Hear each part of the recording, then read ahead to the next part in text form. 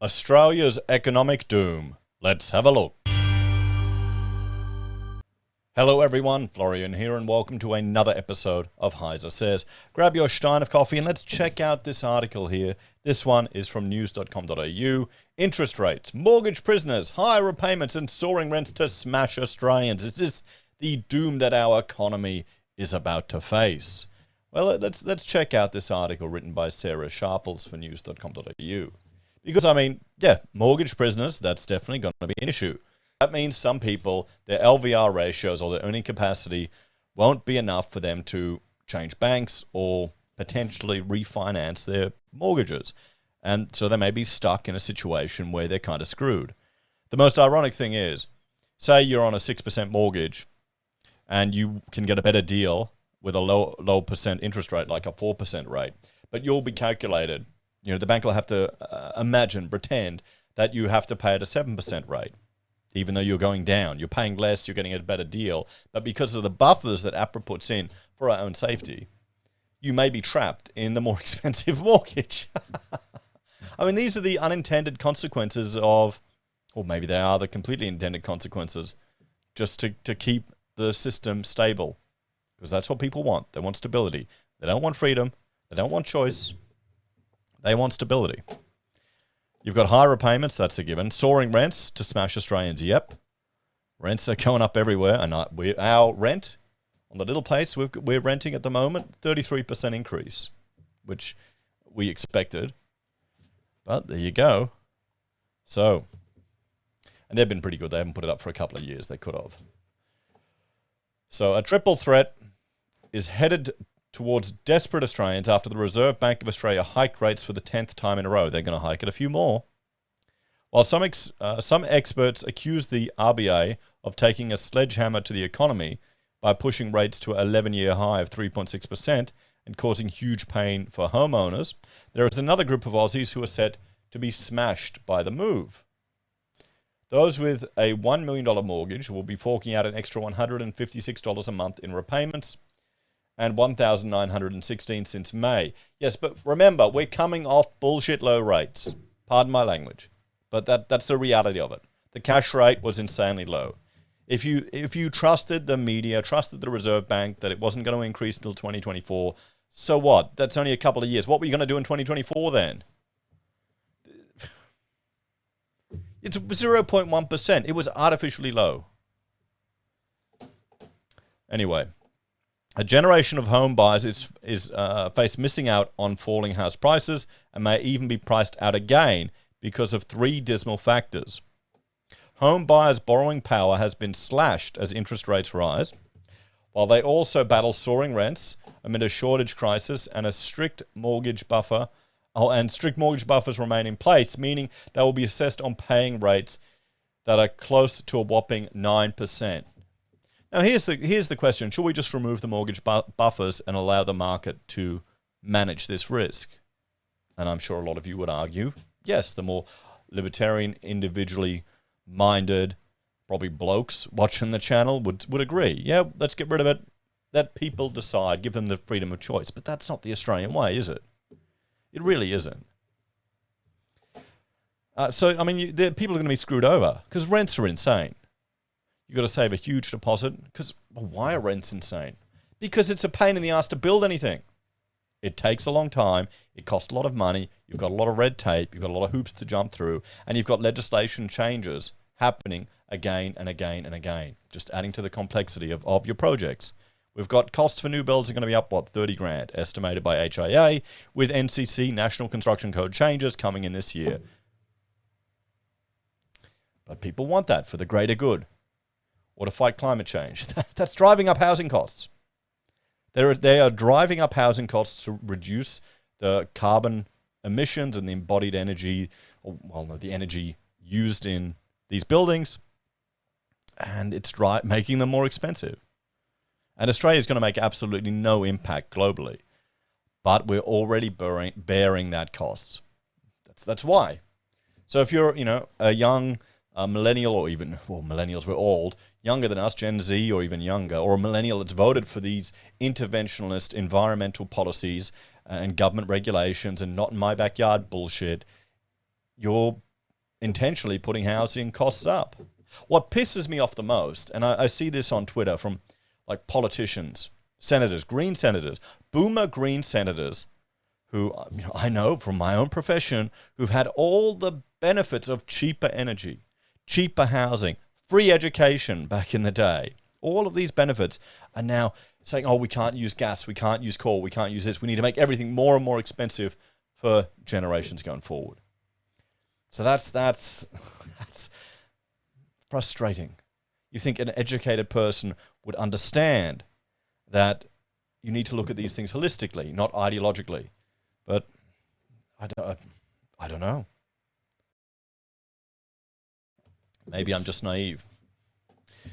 APRA has refused to lower its buffer and will continue to insist the banks add 3% on top of the prevailing interest rate when assessing mortgage applications.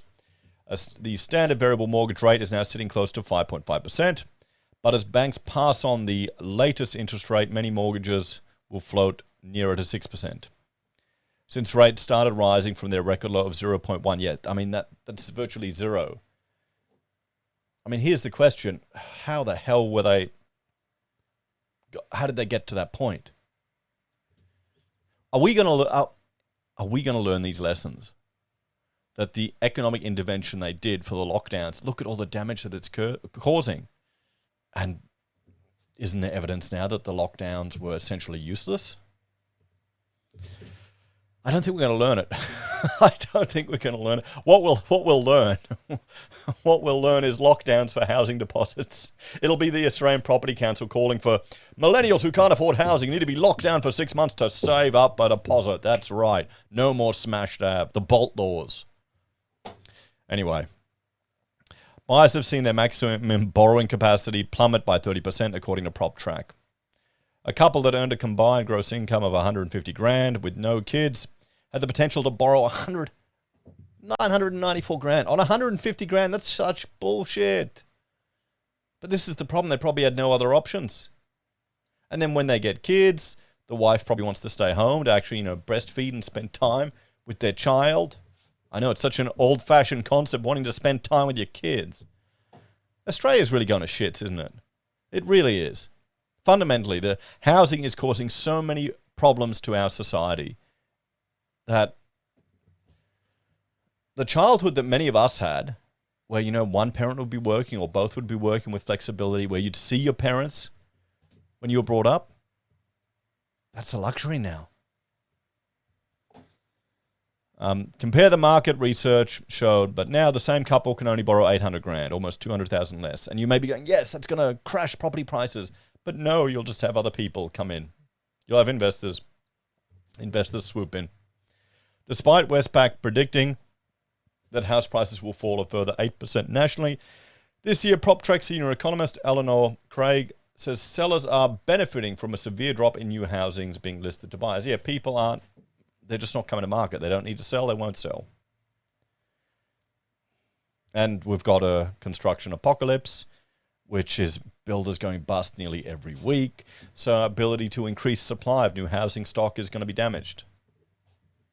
I might, let me bring up my PowerPoint and we'll go through that in a moment. Of why, my argument for why, come on. There we go. F5. For why housing is not bulletproof or not going to completely crash. I wouldn't say it's bulletproof, but it's not as bad as some people are arguing, guys. It really isn't. So, let's bring that over right now. There we go. So we've got fewer bad loans. The loans that are not performing are down from the peak. They're not as bad as people have said. You've got opening the floodgates. Migration is returning to Australia. People want to live in Australia. It's an awesome country. It really is. Okay. You've got the construction apocalypse. This is becoming a depressingly long series on my channel of builders just going under. You've got, this is showing you the insolvencies or external administrations crashed. They went really down and now they're jumping back up. The cliff's been hit. You've got government support for the housing sector where they're juicing the market, where they kept the zombie companies alive. That really got to me. I did not like that at all because I'm a small business person. I've had people stiff me on money. I don't like it. You've got housing supply issues, the not in my backyard crowd. There's a, you know what? I might, oh, I can't, the phone's dead.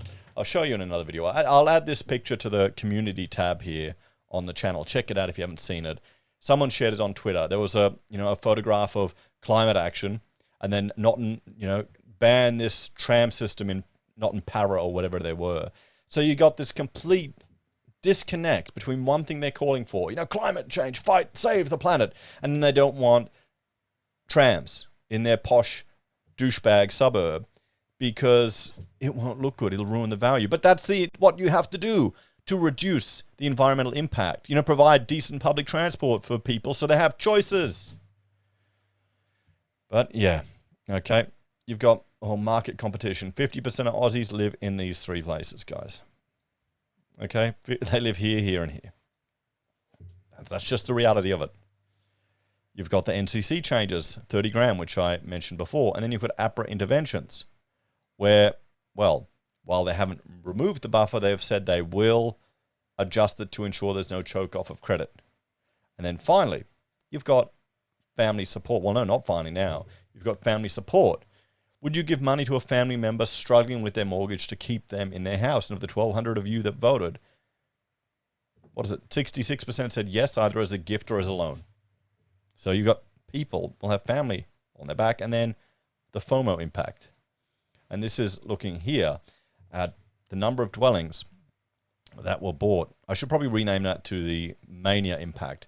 The number of dwellings that changed hands during the property mania, the COVID mania, as opposed to total. These are the ones that are potentially at risk of people buying at the peak and then getting into issues with their mortgage or having to refinance or being trapped in a mortgage prison. So there's a whole lot that aren't. There's a whole lot that may have equity still that they can draw upon to help prop up that market. So we've got to keep all of that in mind, particularly when we constantly bombarded with negative news about the property crashing to the ground, or you're hoping for it. Okay? Remember, and don't forget, the government can just change the rules. So, the constrained level of properties available for sale has concentrated buyer demand and is putting a floor under home prices to a degree. Tight supply was a contributor to the rise in home prices throughout February. But with additional rate rises on the horizon, borrowing costs will continue to increase and maximum borrowing capacities will be further reduced. We're close to the peak in the interest rate tightening, and if the RBA hits pause on its tightening cycle later this year, home prices will likely begin to stabilize as some of the uncertainty buyers have experienced with respect to borrowing capacities and mortgage servicing costs reduce. The downward pressure from rate rises will also be countered to a degree by positive demand effects that stem from tight rental markets and rent price pressures. Exactly. That with the Irish property crash, the rental yields fall so much you could get more money from just sitting it in bonds. We're not at that point yet. Rebounding from foreign migration, stronger wages growth over the long run, housing supply pressures. The bad news for renters continues, with the number of new house loans for owner-occupiers and investors falling by 30% and 27% respectively in December 22 versus December 21, according to the ABS. Experts believe this will put even more pressure on nightmare rental prices as people are forced to continue renting rather than buying a home. Finders head of consumer research, Graham Cook, said mortgage costs have gone up faster than rental costs. This means there is a lag yet to hit the already heated rental market, he warned. University of Tasmania economics professor Mala Raghavan added there is currently a limited supply of rental properties and with a low vacancy rate in the market. With fewer Australians buying homes, coupled with the inflow of international students and foreign workers, the demand for rental properties will increase, putting significant pressure on landlords to increase rental prices. Almost half of Aussie renters said they struggled to pay their rent in February, according to Finder Consumer Sentiment Tracker. A recent survey by the Australian Property Professionals also found that 70% of Australians believe it is too hard to buy your first home because of high rent prices and interest rate hikes. Online conveyancing platform PEXA's chief economist, Julie Toff, said rising rates were impacting the most affordable parts of the market too. More than 75% of all property purchases in Australia require mortgage financing, including almost all first-home buyers. So this reduction in maximum loan size is directly impacting both the average price and number of properties that can be settled successfully. PEXA's latest Property Insights report confirms the affordable housing segment of prospective buyers is feeling the pinch the most.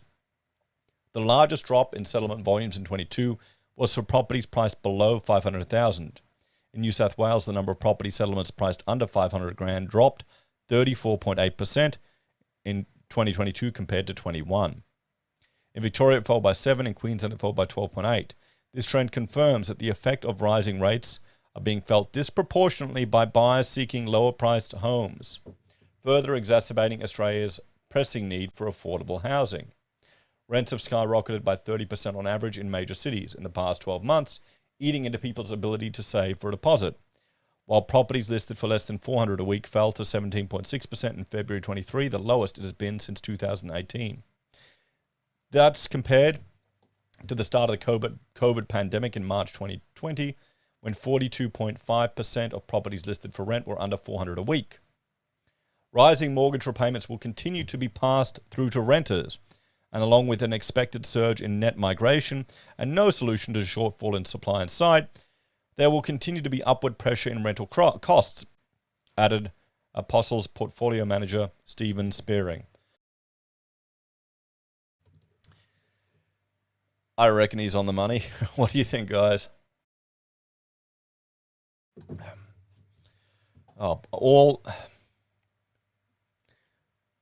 Yeah.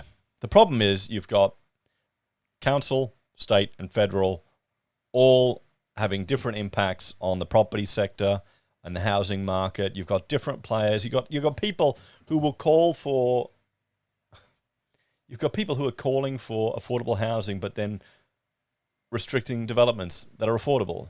So it's all bullshit. People don't want affordable housing. Okay, they do not want it. Potential housing supply shortages in Australia could still hit as far as 24 and 25, as building and development approvals have also eased. Meanwhile, a whopping 36% of Aussie homeowners say they struggled to pay their mortgage in February, according to Finder's Consumer Sentiment Tracker, while more than 1 in 8 homeowners have missed a monthly repayment in the past 6 months. Homeowners could be trapped in mortgage prison, as a result of APRA's move, according to, yes, the financial brokers. We've already heard all about that. What are we looking at here? Its managing director, Peter White, said the buffer, which is added to a lender's interest rate for loan assessment purposes, means that many borrowers who can afford the interest rate of the day or even a little higher are being unfairly prevented from refinancing. Yep. It's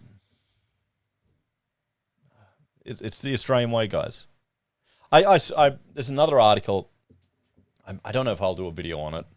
This is a woman whose child encountered someone online with inappropriate behavior and suffered psychological consequences of that. And now she's calling for mandatory online training for all parents twice a year. So a parent who's shit at their job is now calling for government intervention for all of us. Yeah. The Australian way, guys. It's never your fault. Never look introspectively how maybe you didn't manage your child's internet usage or protected them from it. No. There needs to be government bloody mandated training for all parents. More borrowers are becoming mortgage prisoners, locked into a situation where they can't access a better deal because they don't meet the inflated assessment tests. Others may be forced to sell their homes because the excessive buffer rate holds them prisoner to their current lender as rates rise. There is also an estimated 120,000 people who are facing negative equity, where their mortgage is bigger than the value of their home. There are expectations more people will be pushed into this territory with the latest rate rise. Add to this, it's the RBA's most aggressive tightening of monetary policy since the 1980s, when households had just over a third of the debt burden they do now, but which ended in recession. Economists fear Australia could be at risk, again, as 2 in 5 people reported some form of financial hardship in the final 3 months of 2022, according to NAB research.